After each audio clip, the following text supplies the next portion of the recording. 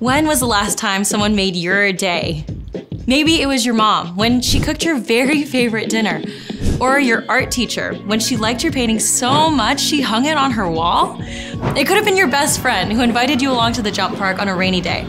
Maybe it was your little sister when she shared the last cookie with you. Or your neighbor who let you play with his adorable puppy all afternoon.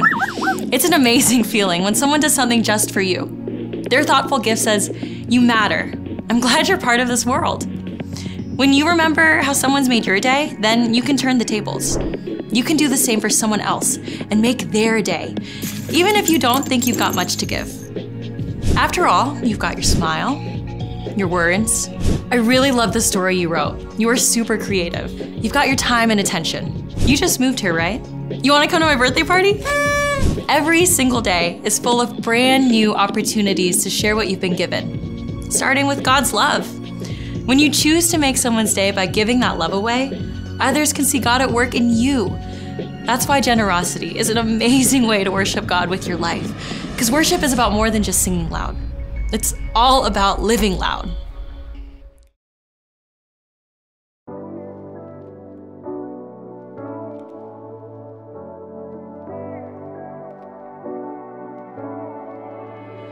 God, you love us. I see it everywhere by how much you care and give us good things. You are with us.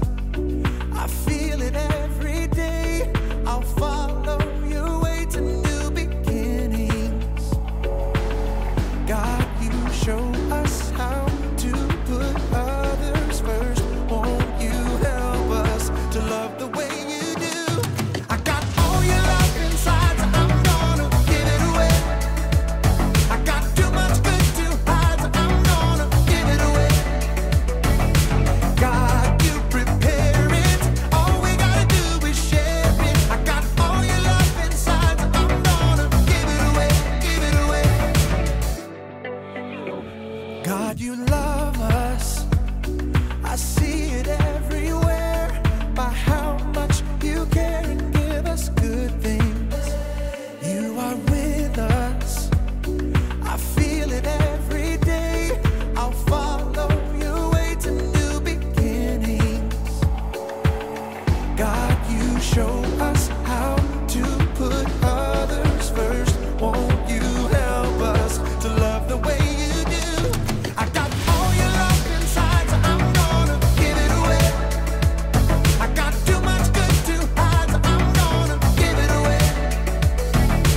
God, you prepare it. All we gotta do is share it. I got all your love inside, so I'm gonna give it away, give it away.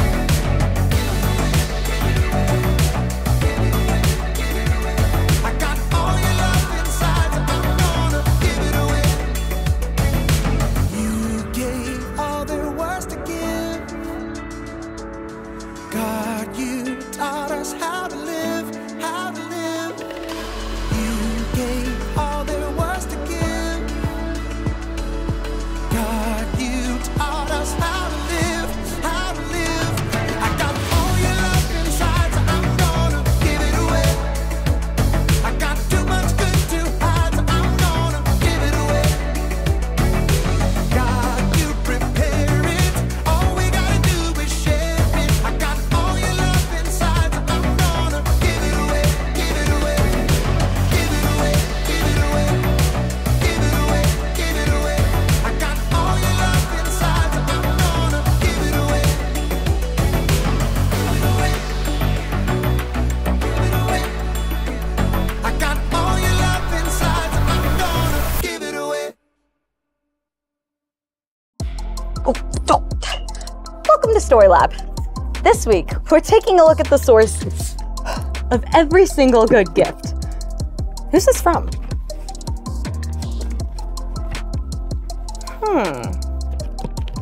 The plot thickens.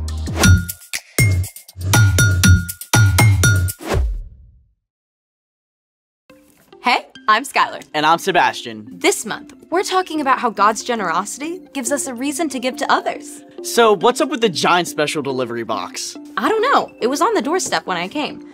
And check this out. To Skylar and Sebastian. Who's it from? Not a clue. Oh, I love surprises. Open, open, open.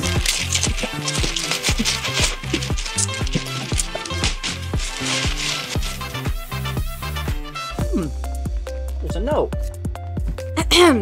The festive season has just begun, so now it's time to make something fun.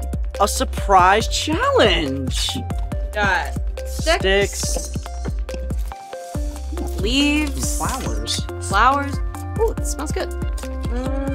Ooh, seashells. Another flower. Oh, wait, can we eat these? Wait, I need something.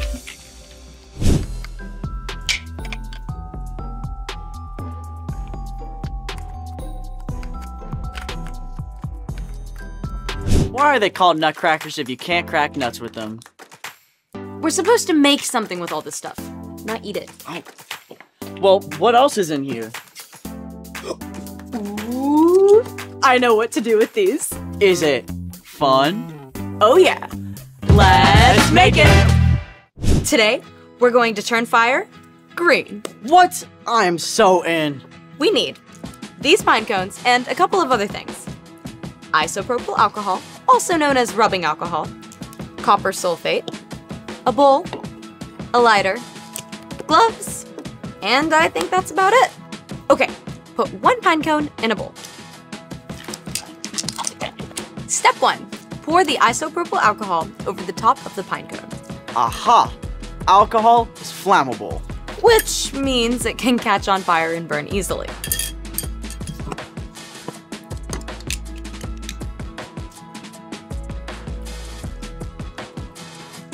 Step 2, sprinkle the copper sulfate over the pine cone. This is going to give us the green glow we're looking for. And step 3, pour just a little more isopropyl alcohol for good measure. Step 4. Outside. Good idea. 3. 2, 1. So cool. Kind of mesmerizing. When the copper is heated, the electrons absorb heat energy. After a time, these lose the extra energy, releasing it in the form of green light. Different elements make different colors too. We could add sodium for yellow and sulfur for blue. Who knew the humble pine cone could do so much? You can even eat them. Really? You want to boil it first or just eat the seeds. Huh. Pine cones, the gift that keeps on giving. Which reminds me, it's time for The story before the story. Today we're in the book of James. James was written by, you guessed it, James. But this James just happened to be Jesus' half-brother. James didn't follow Jesus at first. But after Jesus returned to life, James believed in him. And you know, if Jesus' own brother believed, it's real. James became a leader of the early church in Jerusalem. He wrote this letter to the Jewish believers to help them understand it's not only important to have faith, But to put that faith into action, it all begins with understanding just how much God has given us. which is where our story starts. Take it away. Hey everyone, I'm Padma. James wrote just one small book of the Bible, and it is packed with short, punchy statements that are basically mic drop moments. Today's verse is no exception. Every good and perfect gift is from God. Mic drop! There it is. In fact, I bet we can memorize this right now. So say it with me. Every good and perfect gift is from God. One more time. Every good and perfect gift is from God. Great!